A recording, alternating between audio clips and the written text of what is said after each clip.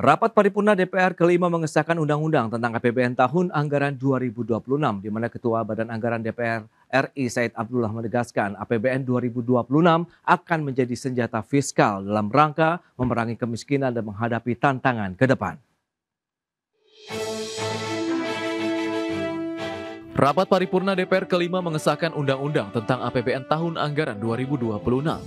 Ketua Badan Anggaran DPR RI Said Abdullah mengungkapkan pembahasan RAPBN 2026 telah melalui proses yang mendalam. Dan selama proses pembahasan bersama dengan pemerintah, terdapat beberapa perubahan alokasi anggaran dari pengajuan awal pemerintah.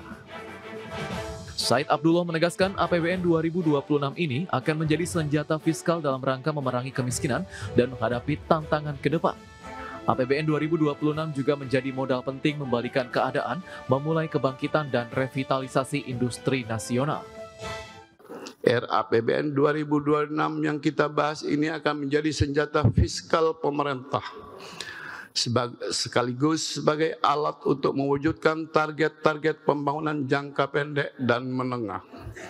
RAPBN yang kita rancang sebagai alat penahan guncangan ekonomi terhadap rumah tangga miskin, rentan miskin. Hal ini wujud APBN, peran APBN sebagai kekuatan perlindungan sosial. Apakah dapat disetujui untuk disahkan menjadi undang-undang? Terima kasih. Adapun postur APBN 2026 menargetkan pendapatan negara di tahun depan mencapai 3.153,58 triliun dan belanja negara sebesar 3.842,73 triliun rupiah. Kemudian defisit ditetapkan 2,68% atau 689,15 triliun pada 2026 serta keseimbangan primer 89,71 triliun rupiah. Sementara itu, APBN 2026 mematok pertumbuhan ekonomi sebesar 5,4% secara tahunan, inflasi 2,5% secara tahunan, dan nilai tukar rupiah Rp16.500 per dolar Amerika. Jakarta, Tim Liputan IDX Channel. Ya, pemirsa, untuk membahas tema kita, membedah asumsi dasar makroekonomi APBN 2026, kita sudah tersambung melalui Zoom bersama dengan Bapak Sarman Simanjorang, Ketua Bidang Hubungan Antar Lembaga Asosiasi Pengusaha Indonesia atau APindo, kemudian juga Ibu Lana Sulistianingsih, Ekonom Universitas Indonesia. Langsung saja kita sapa ini. Ya, halo Pak Sarman, apa kabar Pak? Salam sehat dan semangat Mas Pras. Ibu Lana, salam kenal. Salam sehat juga Bapak, terima kasih. Kemudian Bu Lana, apa kabar Bu? Baik, alhamdulillah. Salam kenal juga Pak Sarman. Baik, terima kasih atas waktu yang sempatkan. Dan sebelum membahas lebih jauh dari pelaku usaha Kadin APindo juga mungkin bisa melihat ini Pak Sarman, bagaimana sih review dan update kondisi ekonomi, kemudian bagaimana tingkat konsumsi masyarakat dan geliat industri di tanah air hingga semester kedua dari kacamata APindo sendiri, bagaimana nih Pak Sarman? Ya, kalau kita lihat memang tantangan kita saat ini ada dua. Yang pertama adalah isu mengenai daya beli masyarakat kita atau konsumsi rumah tangga. Yang kedua itu adalah masalah lapangan kerja. Okay. Ya.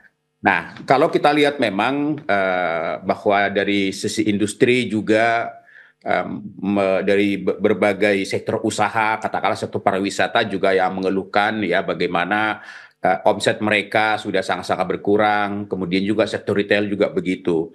Jadi artinya bahwa memang daya beli masyarakat ini sesuatu yang harus betul-betul dijaga oleh pemerintah. Ya, untuk itu memang berbagai faktor-faktor pendukung, misalnya seperti stabilisasi harga-harga pokok pangan, ini menjadi sesuatu yang perlu diwaspadai dan perlu dijaga terus, bagaimana demand dan supply itu terjaga.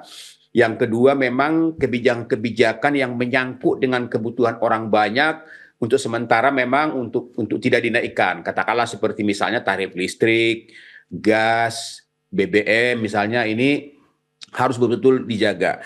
Nah, kalau dari sisi tenaga kerja kita lihat memang situasinya kita lihat bahwa masih banyak ya karena faktor daya beli berkurang. Banyak juga dunia usaha kita yang melakukan pengurangan karyawan, bahkan melakukan PHK, apalagi di sektor padat karya dengan kondisi seperti ini. Jadi isu dua ini memang menjadi sesuatu PR yang harus kita jaga ke depan. Kemudian dari sisi industri, kita lihat memang bahwa di bulan Juli ya sempat kita mengalami kontraksi ya dari Purchasing Manager Index kita, yaitu turun dari 47,4% di bulan Mei menjadi 46,9 pada bulan Juni. Jadi artinya terkontраksi, tapi kita lihat di bulan Juli sudah naik 49%, kemudian juga di Agustus juga sudah naik sekitar 51,5%. Artinya dari sisi industri ada kenaikan. Nah, kalau kita kaitkan dengan pertumbuhan ekonomi kita di kuartal kedua 5,12%, memang menjadi pertanyaan adalah apa memang sudah ada pergeseran? Karena kita tahu bahwa selama ini yang namanya pertumbuhan ekonomi kita itu selalu ditopang oleh konsumsi rumah tangga. Hampir 58% pertumbuhan ekonomi kita ditopang oleh konsumsi rumah tangga. Tapi dengan kuartal kedua bahwa kita mampu menembus pertumbuhan ekonomi kita di 5,12%, artinya bahwa memang ini sudah ada pergeseran. Nah, ini mungkin yang nantinya akan kita tunggu bagaimana terobosan-terobosan pemerintah ke depan untuk mencapai target-target pertumbuhan ekonomi kita nanti di kuartal kedua, di kuartal ketiga dan kuartal keempat. Baik, Pak Sarman. Ini menarik, Bulana. Lantas bagaimana dengan beberapa tantangan tadi yang masih ada begitu dihadapi oleh ekonomi Indonesia dari sisi daya beli masyarakat, lapangan kerja, kemudian sektor usaha begitu. Dan kita tahu DPR sudah mengesahkan undang-undang begitu ya APBN 2026. Anda melihat tahun 2025 ini bisa menjadi pijakan yang kuat begitu bagi pemerintah sendiri dengan bermodalkan tadi APBN 2026 yang tadi sudah disampaikan juga ini adalah senjata fiskal pemerintah begitu tahun depan, Bulana. Ya, terima kasih Mas Pras. Kalau dilihat dari asumsi dasar yang diharapkan ya targetnya 5,4% di tahun 2026, ini relatif sama ya dengan tahun lalu yang juga sekitar 5%. Sebetulnya 5% sampai 5,5% itu adalah pertumbuhan jangka panjang Indonesia. Kalau kita tarik garis ke 10 tahun terakhir ya di situ-situ saja gitu ya, pertumbuhan kita. Nah, ini harapannya sebetulnya tadi yang disampaikan oleh Pak Sarman terkait dengan daya beli, terkait dengan ketenaga kerjaan itu sangat valid.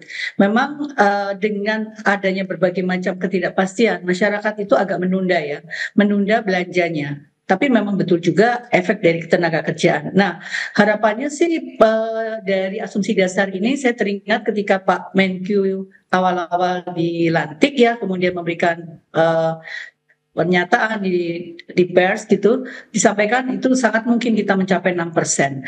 Nah, ini yang sebetulnya sangat diharapkan ya, ada target pertumbuhan yang lebih tinggi dari 5,4% dengan harapan program-program untuk mencapai itu akan lebih boosting gitu ya. Ada big push di dalam perekonomian kita. Nah, kalau asumsi dasarnya seperti ini dan relatif sama dengan tahun 2025, ini agak tantangannya adalah tadi belum menjawab ya masalah-masalah ketenaga kerjaan terutama itu sangat valid. Jadi kalau sekarang angka 1% pertumbuhan ekonomi, serapannya itu hanya sekitar 100.000 tenaga kerja, Mas Pras. Sehingga kalau 5,4 itu hanya terserap 540.000. Ini belum tumpukan dari tenaga kerja yang lama ya. Ini tenaga kerja baru saja, angkatan kerja baru yang katakan lulusan dari perguruan tinggi, apapun SMA atau apa, itu totalnya 3 juta per tahun.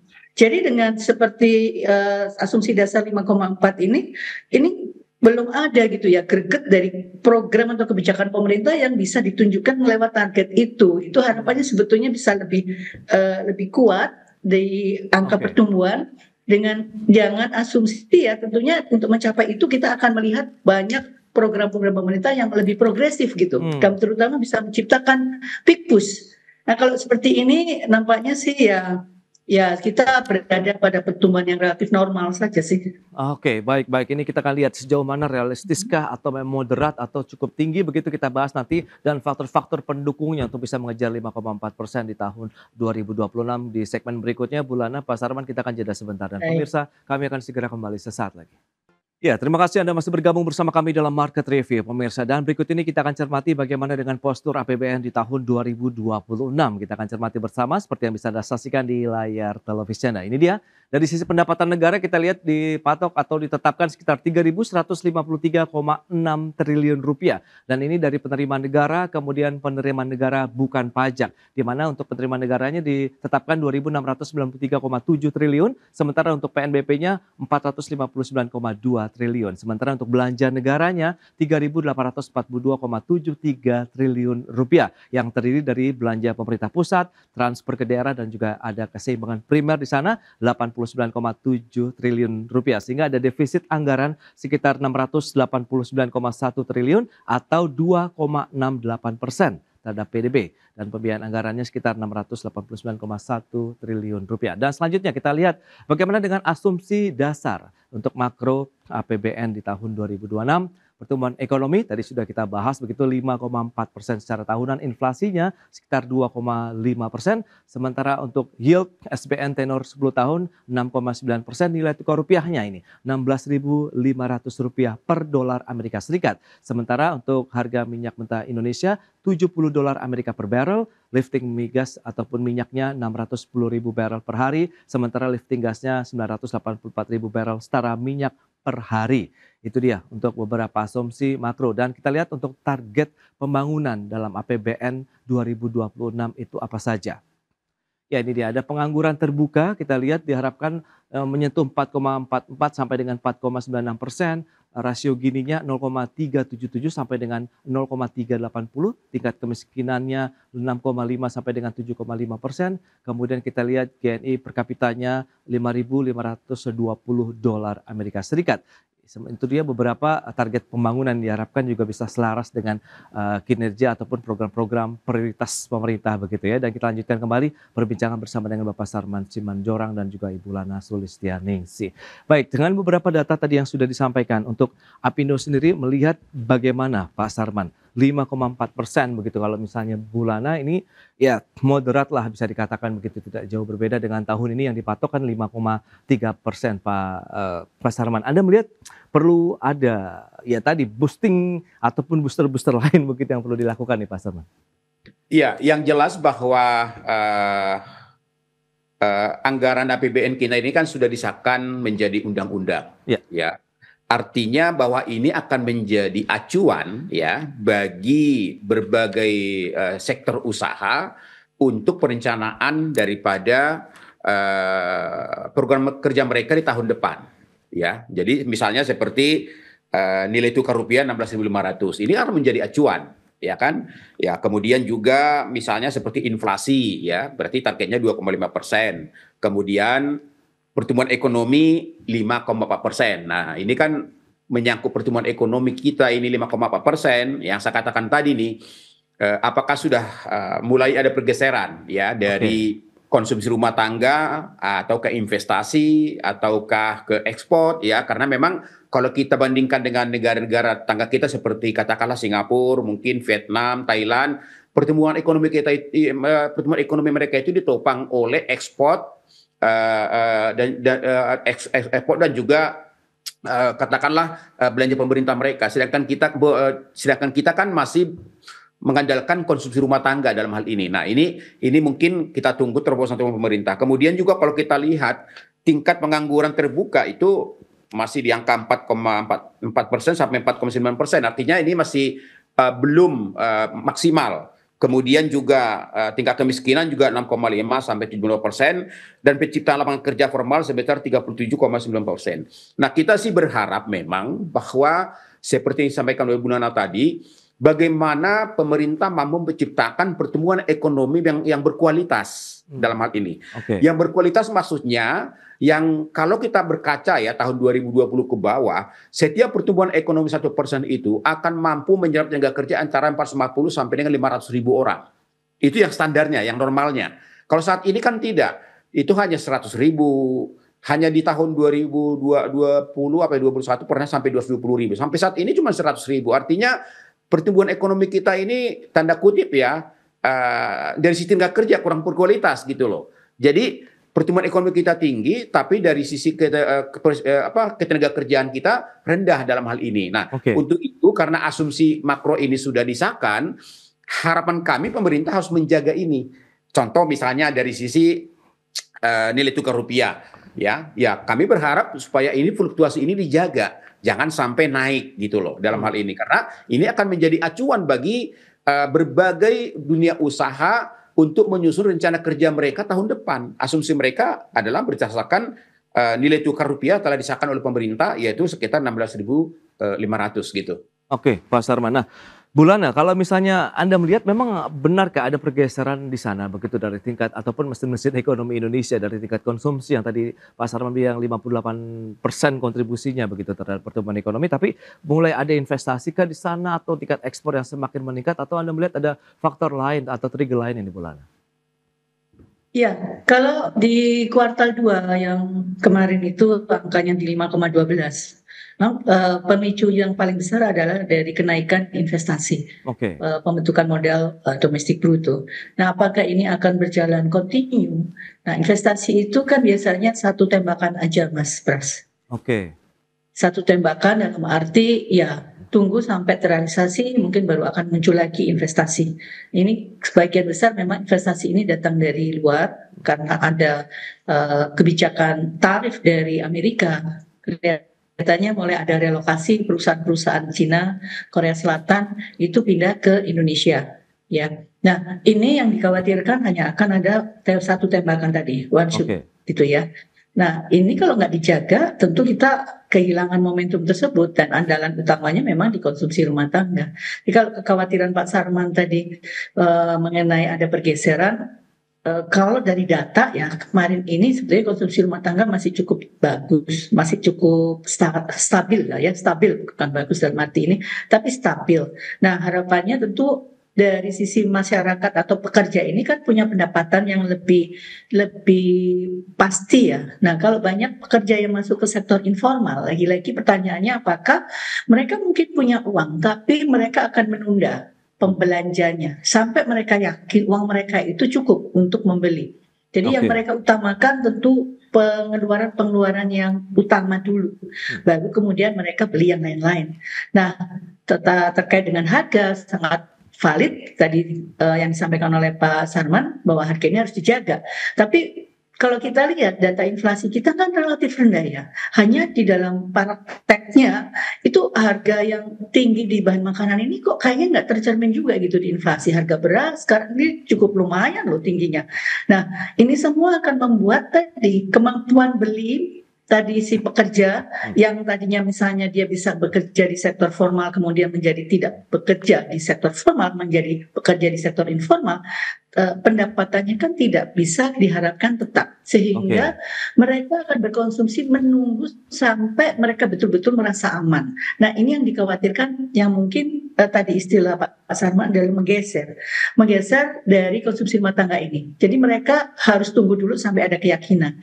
Nah, kalau misalnya pemerintah nggak membantu, memang agak berat, Mas Pras. Kan kemarin Pak Menko Perekonomian Pak Hartarto Erlangga telah menyampaikan program 8 tambah 4 tambah 5. Betul. Walaupun jangka pendek ya, hanya sampai 6 bulan ke depan. Tetapi kalau itu terrealisasi sangat maksimal, ya terrealisasi bagus, ini bisa menjadi booster di kuartal kita di tahun 2026.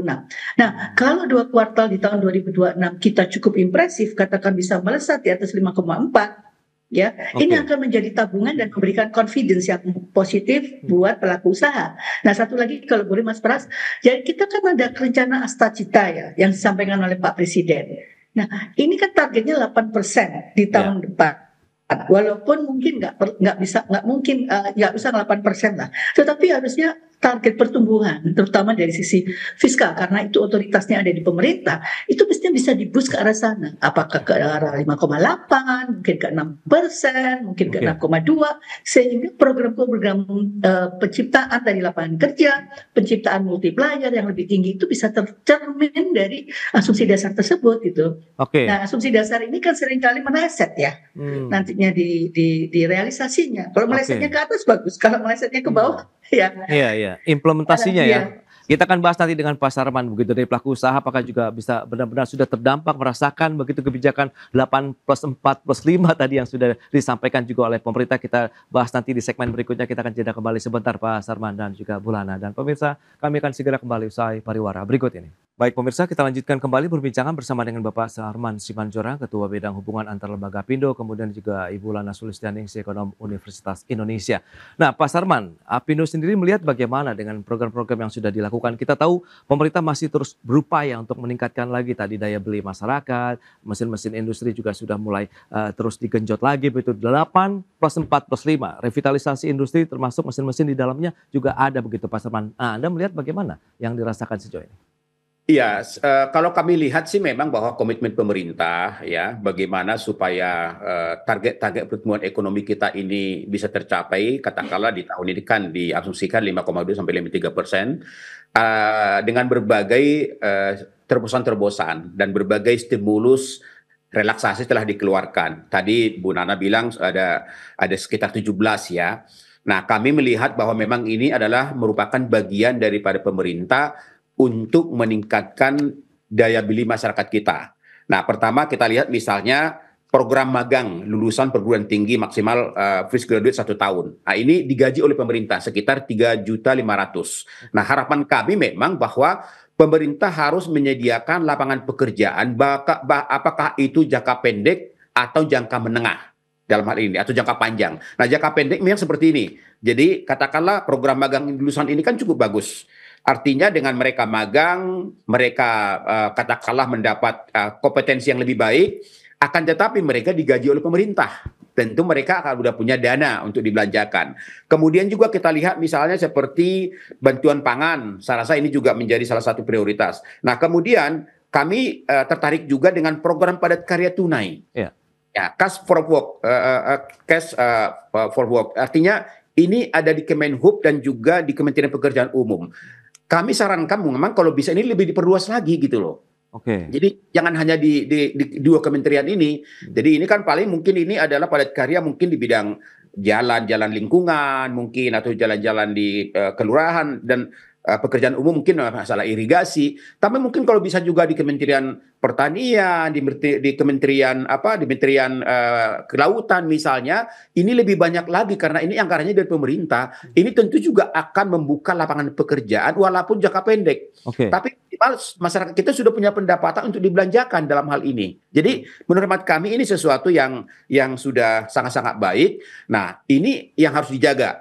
Ya, yang tadi Anda juga sampaikan bahwa memang pemerintah kemungkinan ke depan ini akan menggeser nih bahwa kita pertumbuhan ekonomi kita ke depan tidak lagi bergantung kepada konsumsi rumah tangga, tapi mungkin ke depan pelan-pelan kita mengarah kepada investasi dan juga ekspor. Nah, mudah-mudahan ini bisa terwujud sehingga kalaupun ada gejolak pangan kita tidak begitu menekan daripada pertumbuhan ekonomi kita gitu. Baik. Bulan Anda melihat tantangan di depan itu seperti apa saja begitu? Kalau memang kita lihat bauran kebijakan fiskal moneter kan saat ini tengah gencar dilakukan. Bank sentral bahkan sudah menurunkan suku bunga acuan juga sampai dengan 4,75%. Kemungkinan apakah ini akan terus dilanjutkan begitu sehingga di tahun 2026 akan tidak jauh berbeda. Kemudian kita melihat tahun ini harus sukses dulu nih program-program tadi begitu untuk bisa menjadi boosting untuk ekonomi kita begitu Bulana.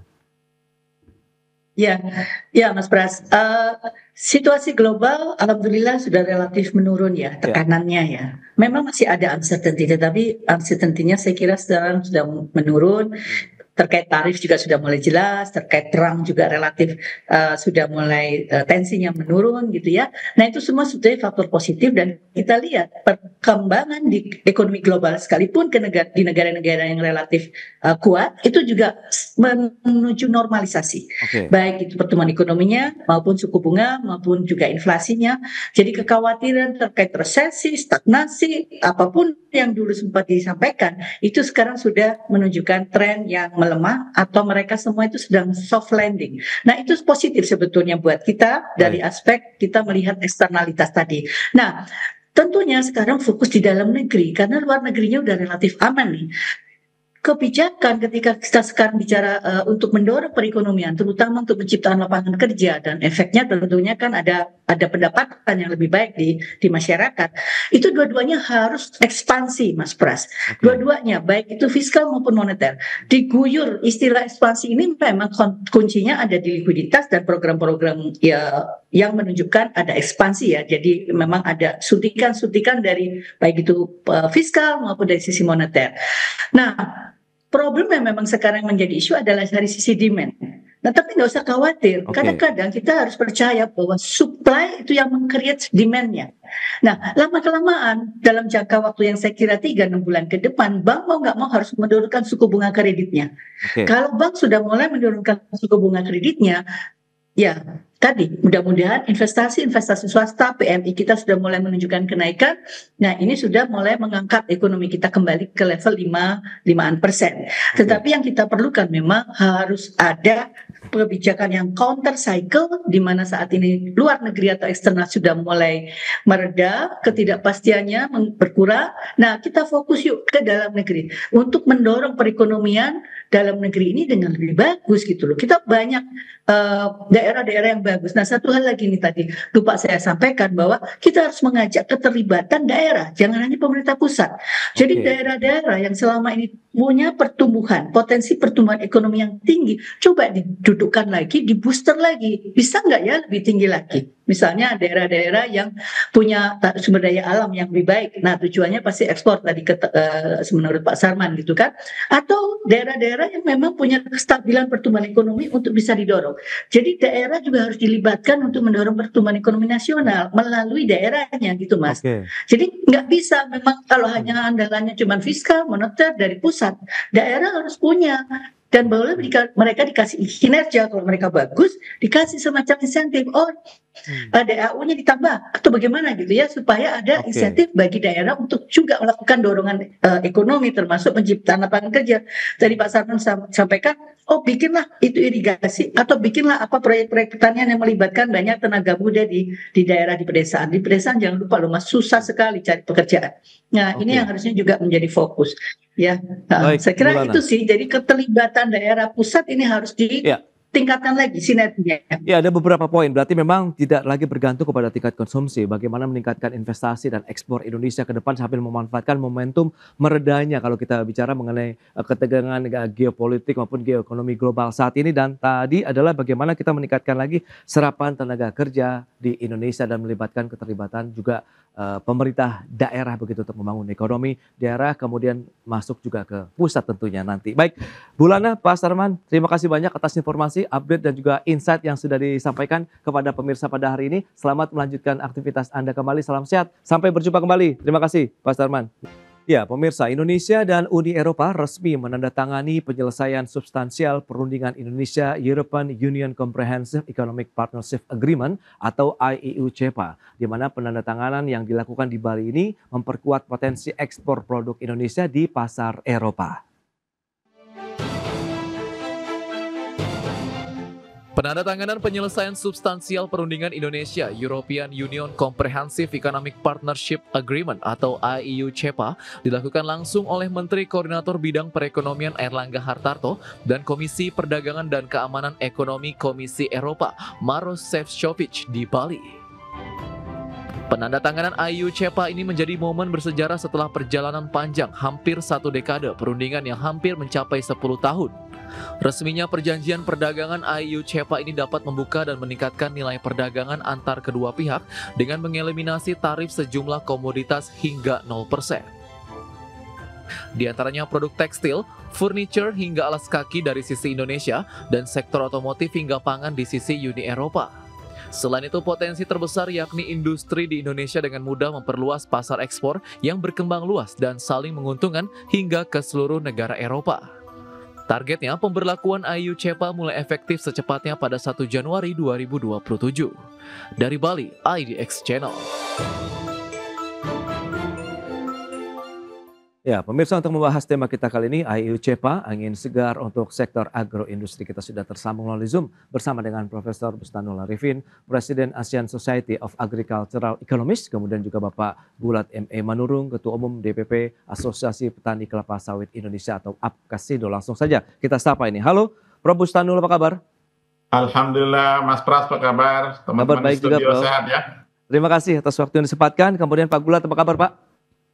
Baik saja dari Pontianak, Kalbar. Baik, terima kasih Pak Gulat atas waktu yang disempatkan. Sebelum membahas lebih jauh, Prof, ini setelah melalui proses yang cukup panjang begitu ya, 10 tahun lah kira-kira, akhirnya Indonesia dan Uni Eropa sepakat begitu ya untuk menandatangani penyelesaian yang cukup kritikal, substansial ya terkait dengan perundingan IUCPA. Anda melihat bagaimana? Apakah ini akhirnya menjadi akhir perjalanan ini kemudian akan memberikan banyak benefit juga nih antara Indonesia dan juga Uni Eropa? Baik, makasih Mas Pras. Bukan akhir sih, malah awal kalau boleh saya sampaikan ya, karena perjuangannya berbeda ya. Jadi kalau Comprehensive Partnership Agreement ini tempo hari kan separuh-separuh, setengah-setengah. Kadang masih saling tuntut, kemudian lapor WTO dan lain-lain ya. Justru dengan ini kita masih punya persiapan 1,5 tahun lebih untuk memasuki kepada Comprehensive Partnership Agreement itu, tapi kan orang hanya melihat dari sisi free gitu ya, free trade dan lain-lain. Enggak, bukan hanya itu Mas. Jadi banyak sekali elemen-elemen lain, terutama yang menyangkut investasi, kemudian tenaga kerja, kemudian bahkan pada non-trade ya, sampai kepada perjanjian-perjanjian lain gitu. Mungkin pertanyaan yang simpel Mas Pras di dalam persiapan menuju 1 Januari 2027 itu, kira-kira perjanjian yang lain bagaimana bindingnya kan gitu ya. Tempo hari kita pernah membahas mengenai EUDR ya. Kita paham bahwa Uni Eropa itu menerapkan undang-undang anti deforestasi kalau boleh disebutkan ya, walaupun berjudul European Union Deforestation Regulation, tapi kira-kira membatasi boleh saja barang-barang dari seluruh negara masuk kalau tidak deforestasi, kalau tidak merusak hutan, kira-kira seperti itu. Dan ini yang nampaknya juga masih binding menurut saya, walaupun saya baca semalam karena diminta untuk membahas ini, rupanya EUDR pun akan ditunda juga setahun lagi. Tempo hari kan kita tunda setahun, implementasi 2026, awalnya sih 2025. Tapi dugaan saya akan ditunda lagi. Alasan teman-teman di Uni Eropa, para diplomatnya itu menyatakan bahwa IT sistem mereka tidak siap. Karena sangat banyak yang diatur. Karena kan bukan hanya menyangkut sawit nih, menyangkut kakao, menyangkut kopi, menyangkut produk peternakan, ya produk kayu secara umum gitu. Walaupun yang kena ke kita lebih banyak pada 2 atau 3 komoditas itu. Kedelai, tapi kita tidak banyak. Dari Uni Eropa kan kira-kira maunya mengatur semua sampai kepada peta itu Mas Pras. Peta kita, perubahan tata guna lahan dan lain-lain. Dan akhirnya mereka overwhelm sendiri, kelabakan sendiri, nampaknya sih akan ditunda pelaksanaan. Jadi ada 2 ini kita bahas. Yang satu yang Comprehensive Economic Partnership Agreement itu ya. Yang kedua yang sedang diancam-ancam kalau boleh disebutkan ya, untuk kira-kira boleh masuk barang dari negara-negara lain di seluruh dunia asalkan tidak merusak hutan. Dan sepertinya perundingan dalam jangka pendek 1,5 tahun ke depan itu, 1 tahun 4 bulan ya, lebih banyak membahas detail dari poin-poin mana yang binding, mana yang bisa bebas, mana yang harus mereka dalam tanda kutip capacity building, mana yang kita boleh kirim delegasi, mana dan seterusnya. Nampaknya ke sana Mas Pras, atau perundingannya justru baru akan dimulai, bukan selesai gitu Mas. Baik, Prof, ini menarik. Nah, Apkasindo sendiri melihat bagaimana Pak Gulat begitu dengan sudah ada kesepakatan atau penandatanganan yang kaitannya dengan hal-hal substansial begitu antara Indonesia, Uni Eropa, kalau memang tadi Prof Mustalul menyoroti terkait dengan IUCPA-nya dan juga kebijakan deforestasi begitu, aturan deforestasi di sana begitu Pak Gulat. Baik, terima kasih Mas Pras, Prof. Jadi pertama kita apresiasi lah kinerja dari Kementerian Kemenko Ekonomi ya, perjalanan panjang. Tapi satu hal yang saya sampaikan, ini adalah pintu masuk, yang di pintu berikutnya ada lagi pintu-pintu lain. Bagi saya dan kami petani sawit, tentu pintu-pintu itu adalah harus kita selesaikan dengan memikirkan masa depan sawit Indonesia. Nah, perlu juga dicatat, kita jangan terlampau romantisme yang berlebihan dengan Uni Eropa. Berkali-kali Bapak Presiden mengatakan kalau tidak mau beli kita pakai. Perlu catat juga dengan produktivitas CPO kita saat ini kan stagnan, bahkan cenderung menurun. Dengan 48 juta ton lalu masuk B50 habis, apa yang mau diekspor lagi. Nah, jadi sebenarnya ya ngeri-ngeri sedap juga itu Uni Eropa. Nah, itu yang pertama. Yang kedua, dengan EUCY tadi yang sudah disepakati itu sebenarnya ya tidak begitu berguna penting jika justru kita diatur melalui EUDR yang mereka sebut dengan berbagai aturan, termasuk itu ketelusuran dan lain-lain sebagainya, keberlanjutan yang menurut kami petani sawit itu bagaikan langit dan bumi untuk bisa menggapai. Nah, lagi-lagi saya katakan persoalan sawit Indonesia ini bukan dari Uni Eropa atau dari luar negeri, tapi dari domestik. Regulasi yang kita tidak pernah konsisten. Berkali-kali petani sawit sudah pintar, sudah generasi kedua, bisa membaca peta ke depan. Kalau itu tidak diselesaikan, sekecil apapun aturan yang dibuat oleh negara-negara pengimpor CPO, kami akan tersingkirkan, pass out, itu pasti. Oleh karena itu, kita harus melihat aturan yang dibuat mereka itu oleh Uni Eropa dan negara-negara lain yang sudah sedang menyusul sebagai introspeksi diri kepada pemerintah, kepada pejabat negara ini. Jangan hanya bisa membuat aturan, tetapi aturan itu tidak operasional kepada kami stakeholder sawit, terkhusus petani sawit. Permasalahannya di situ. Coba bandingkan saja dengan Malaysia. Aduh, MSPU-nya udah 100%. Petaninya Indonesia berapa? Coba, nggak sampai 0,38% dari 6,8 juta. Jadi ini yang perlu kita perhatikan. Aturan itu bagus, tetapi kita harus melihat kemampuan kami petani sawit gitu. Baik, itu dia dengan beberapa data dan kondisi real yang ada di lapangan yang dialami oleh pelaku industri kelapa sawitnya dari sisi hulunya begitu. Kita akan bahas nanti jauh. Mengingat ini pangsa Eropa ini sebenarnya masih cukup menjanjikan atau tidak sih bagi produk-produk komoditas ekspor Indonesia. Tapi kita bahas nanti di segmen berikutnya. Kita akan jeda sebentar Prof. Stanul dan juga Bapak ya izinnya. Dan pemirsa kami akan segera kembali usai jeda berikut ini. Ya, Anda masih menyaksikan Market Review. Pemirsa, berikut ini kami sampaikan data kembali terkait dengan nilai ekspor dan impor Indonesia dari dan ke Uni Eropa. Kita akan cermati bersama seperti apa perjalanan ataupun kinerjanya untuk nilai eksportasi dan juga importasi Indonesia ke Uni Eropa. Ini dia data-data yang bisa kita cermati dari tahun 2019 sampai dengan 2024. 2022 kita sempat mengalami nilai eksportasi yang tinggi begitu ya ke wilayah Eropa sekitar 24,15 miliar euro. Sementara di tahun berikutnya kita lihat cenderung turun dari 2023 18,41 miliar euro, kemudian di tahun 2024 17,52 miliar euro. Sementara kalau kita lihat importasinya pun tidak jauh berbeda dari 9,15 miliar euro, naik sempat di tahun 2023, 2024 turun lagi 9,79 miliar euro. Dan berikutnya, surplus neraca dagang Indonesia dan juga Uni Eropa, kita akan lihat seperti apa.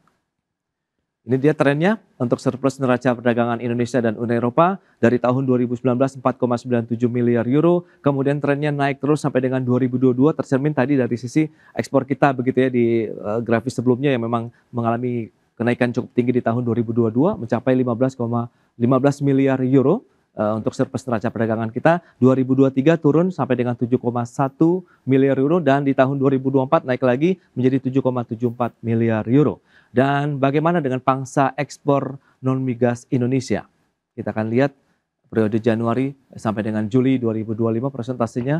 Ini dia pangsa untuk ekspor non migas Indonesia. Ada beberapa negara, China mendominasi 22,64%. Kemudian kita lihat Amerika Serikat, India, ASEAN, Uni Eropa, dan negara-negara lainnya yang mencapai 31,53%. Amerika Serikat tadi di 11,75%. Sementara kalau kita cermati untuk Uni Eropa hanya sekitar 7,3% untuk importasi produk non-migas Indonesia. Dan selanjutnya, komoditas Indonesia yang akan bebas tarif ke Uni Eropa. Nah ini apa saja? Ya, pangsa impor kita cermati terlebih dahulu pemirsa. Pangsa impor non-migas Indonesia Januari-Juli ini juga tidak jauh berbeda. China, Jepang, Amerika Serikat, ASEAN, Uni Eropa kita lihat 5,66% saja untuk importasinya ya. Kalau tadi eksportasi yang sudah disampaikan. Nah selanjutnya baru kita akan lihat seperti apa nih komoditas Indonesia yang akan bebas tarif nanti ya ke Uni Eropa. Ada minyak sawit, kemudian tekstil dan pakaian jadi, kopi, perikanan, alas kaki, produk kehutanan, furniture, elektronik, gandum, dan juga produk olahan mineral. Itu dia beberapa data yang sudah kita sampaikan. Kita lanjutkan kembali perbincangan bersama dengan Profesor Bustanul Arifin dan juga Bapak Gulat M.E. Manurung. Baik, itu dia. Dengan beberapa data tadi yang sudah disampaikan, ini menarik. Pangsa pasarnya sendiri, Prof. Bustanul, kalau kita lihat bagi Indonesia, Uni Eropa ini menjanjikankah atau bagaimana untuk produk-produk komoditas ekspor? Ingat ini kan menjadi salah satu andalan juga nih untuk komoditas ekspor Indonesia dari sisi industri sawit begitu, Prof. Silakan. Baik, makasih Mas Pras. Uni Eropa ini memang tidak terlalu besar sebagai penyerap produk kita ya, termasuk kita pun ngimpor dari mereka juga tidak terlalu besar, tadi cuma 5%. Tadi pertanyaannya apakah Uni Eropa merupakan pasar yang menjanjikan? Sepanjang mereka tidak terlalu rewel gitu, pelaku kita sih dengan senang hati ya. Tapi kalau mereka sudah terlalu rewel, dan kita kadang sering beralih Mas Pras, teman-teman pengusaha itu akhirnya mencari pasar-pasar baru ya. Tapi menurut saya menjadi trendsetter, menjadi benchmark menurut saya penting lah ya. Karena kalau tidak ada benchmark akhirnya kita juga kadang tidak meningkatkan kualitasnya gitu. Jadi menurut saya kita jadikan benchmark. Karena terus terang ketika Uni Eropa sudah menetapkan standar seperti ini, negara lain, terutama negara-negara baru ya Eropa Timur, tadi kan kalau Uni Eropa banyak kan Eropa Barat, ada penajam Eropa Timur, kemudian Asia Tengah, Asia Selatan, kadang ikut-ikutan menggunakan standarnya Uni Eropa. Ya. Dan dari situ kalau standar itu terpenuhi, toh sebetulnya kalau terpenuhi, kalau kita meningkatkan kualitas, yang untung nilai tambahnya sebetulnya ada di kita. Saya melihatnya seperti itu. Jadi prospektif sih tetap prospektif ya, karena sekali lagi trendsetter, dan sekali lagi untuk komoditas lain mereka banyak reekspor Mas Pras. Jadi kopi itu kita bawa langsung ke Uni Eropa, terutama Italia dan Jerman. Tapi setelah itu mereka sebar lagi, setelah diolah, setelah disangrai bahkan ya, setelah di roasting. Kemudian mereka sebarkan ke tempat-tempat lain. Artinya Uni Eropa tuh pandai meningkatkan nilai tambah yang masuk ke tempat mereka sendiri. Dan alangkah baiknya jika kita menggunakan strategi yang sama. Kalau nilai tambahnya kita tambah, ya. Kalau kita ambil di dalam negeri, baru ke sana mungkin akan benefitnya akan double bagi kita. Itu poin saya. Kalau tadi Bang Gulat sudah menyebutkan semua dari problem diplomasi global itu memang lebih banyak di dalam negeri, Mas Pras. Bahkan ada teman saya tuh, teman Bulat tuh mengatakan begini, tidak ada persoalan yang lebih domestik dibandingkan perdagangan internasional. Jadi perdagangan internasional itu sebetulnya persoalan domestik. Perundingan EU-SEPA itu sebetulnya harusnya mengintrospeksi ke kita untuk meningkatkan produktivitas dan kualitas di kita, terutama produk-produk yang tadi didaftar yang menjadi atau terkena dari EU-SEPA itu. Jadi tadi Bang Gulat sudah menyebutkan mengenai kelapa sawit ya. Di teman-teman petani itu masih rendah Mas Pras, masih 3 dalam konteks sawit ya, 3 ton per hektar. Kalau dalam konteks dan buah segarnya kita 12-14 mungkin ya Bang Gulat ya paling banyak itu. Kalau hanya sebesar itu, manfaat bagi kita juga kurang banyak. Disitulah ini dua-duanya ya, baik petani mandiri maupun perusahaan juga, problema peningkatan produktivitas menjadi amat sangat krusial. Jadi saya melihatnya tadi perjanjian yang sudah tanda tangan itu harusnya menjadi upaya bagaimana membenahi ekonomi di hulu atau di dalam negeri sendiri. Disitulah yang dituntut oleh pelaku-pelaku di dalam negeri lebih banyak gitu Mas Pras. Baik Prof, nah ini Pak Gulat lantas bagaimana? Anda melihat memang akhirnya bisa menjadi benchmark baru juga tidak sih bagi pelaku ekspor komoditas Indonesia begitu ya, khususnya kalau kita bicara mengenai industri sawit sendiri begitu, sehingga kita ada satu panduan-panduan baru begitu yang memang standarnya standar internasional begitu, dan angin segar juga akhirnya untuk produsen kelapa sawit Indonesia begitu untuk masuk ke luar negeri. Salah satunya adalah dengan EU-SEPA ini ke wilayah Uni Eropa. Pak Gulat. Baik. Sebenarnya apa yang dikatakan Prof tadi ya, benchmark artinya menjadi ikon ataupun patokan. Nah, seberapa apapun peraturan dari luar negeri, berkali-kali saya kembali mengatakan sebenarnya itu tidak ada apa-apanya. Kenapa? Indonesia perusahaan CPO terbesar, udah berkali-kali, mungkin berjuta kali semua orang mengatakan itu. Harusnya kita yang mengatur. Karena mereka butuh, kata Prof tadi, efisiensinya, harganya bersaing, cukup dimenangkan oleh sawit. Tetapi kenapa kita menjadi diatur-atur oleh Uni Eropa yang hanya butuh kurang lebih juta ton atau kurang dari 4% dari total ekspor Indonesia untuk mengikuti apa kata mereka. Nah itu satu. Yang kedua, apapun kata mereka, jika kita kompak, ya memperbaiki dengan cara tidak dengan cara membunuh, selesai masalah. Nah coba sekarang kita melihat dengan adanya Perpres 5 kita sepakat melakukan tata kelola, tetapi di saat bersamaan dunia terpesona, terbelahak. Wow, ternyata ada 3, sekian juta hektar sawit kita yang bermasalah. Nah, harusnya ini menjadi target penyelesaian supaya kita jangan digoreng, digongseng, digulai oleh aturan-aturan oleh pengimpor pembutuh dari CPO. Negara harus cepat menyelesaikan ini. Negara harus ambil alih permasalahan-permasalahan yang merupakan roh daripada lokomotif ekonomi Indonesia. Kalau tidak akan pernah berselesai peraturan-peraturan. Oleh karena itu kami petani sawit sangat berharap ya kebijakan-kebijakan yang ada sekarang ini kebijakan tuntas, jangan kebijakan gantung. Akan kembali datang aturan baru yang justru merugikan negara, khususnya pemasukan pemerintah. Kita terlagi sudah B50 loh, kurang lebih 19 juta ton, sudah mencapai 30% dari produktivitas sawit Indonesia. Dan kita di saat yang bersamaan masih jamba-jambaan menyelesaikan masalah kita itu. Jadi kita harus sepakat memperbaiki dengan teknologi cara tuntas gitu.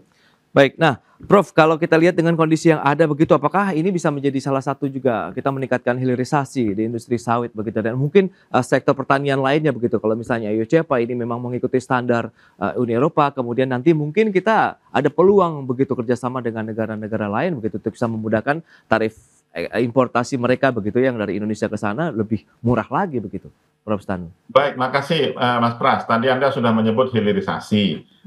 Betul, kita apresiasi pemerintah sudah membentuk namanya Satgas ya, Satuan Tugas Hilirisasi yang dipimpin oleh Menteri SDM Pak Bahlil ya. Di situ menyangkut banyak produk. Saya baca dokumen terakhir itu sudah ada 18 produk yang menjadi prioritas pemerintah untuk digenjot hilirisasinya.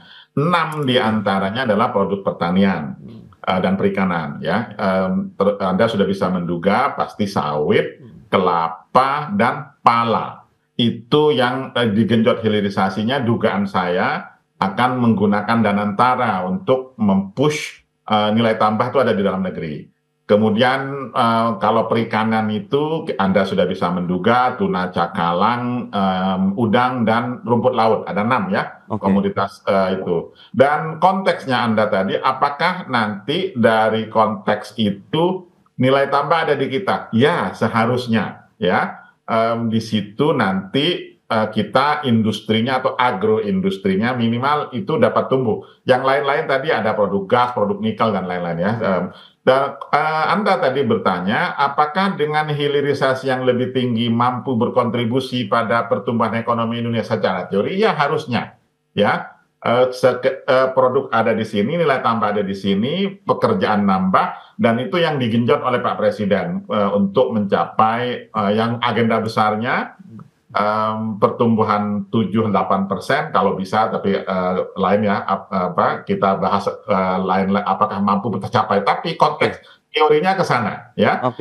Dari situ Mas Pras baru nanti produknya nanti masuk ke dunia internasional. Bang Gulat tadi concern apanya yang mau diekspor orang, produknya juga tahun ini mungkin akan naik sedikit ya, tapi tidak seperti dugaan banyak orang akan tumbuh terus. Sepertinya masih 51 ya Bang Gulat, mungkin 53 udah paling banyak itu tahun ini. Ton hektar, juta ton maksudnya Mas Pras. Kalau yang diekspor bisa 35 atau apa mungkin kita bisa berbicara di dunia internasional ya. Tapi sekali lagi semuanya memang kembali ke pekerjaan rumah. Kalau pekerjaan rumahnya tidak apanya yang mau dihilirisasi, Mas Pak? Kalau produksinya juga tidak banyak.